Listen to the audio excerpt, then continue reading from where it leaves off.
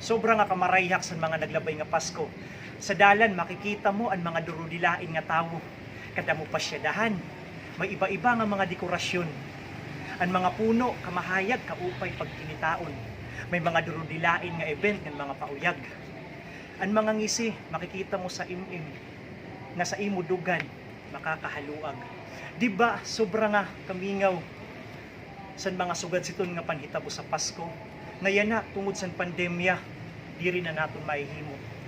Pero diri naton hingalimtan nga an ungod nga diwasan Pasko ang pagburubligay ngan paghigugmaay sa ikasitawo kay mao iton ang tugon sa aton ni Kristo.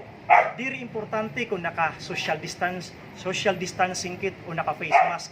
Ang pinaka-importante gugma sa ikasitawo ang aton ipasamwak. Kami ngayon ang BRB Bring Rap Back nga mangangaruling sa iyo para ipahinumdom nga bisan niya ng pandemya marayhak lagi hapon na naton Pasko. Play.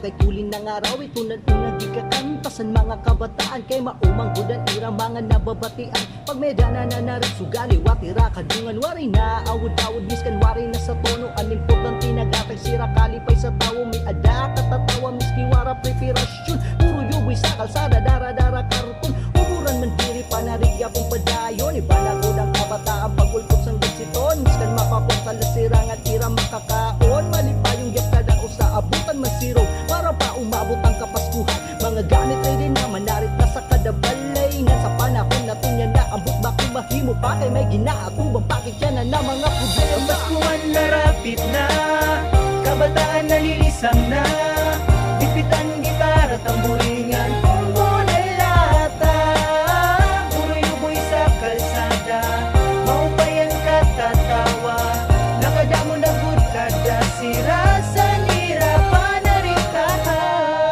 Malipayon nga Pasko mga kalbayugnon, mga waraynon, yan mga samarnon.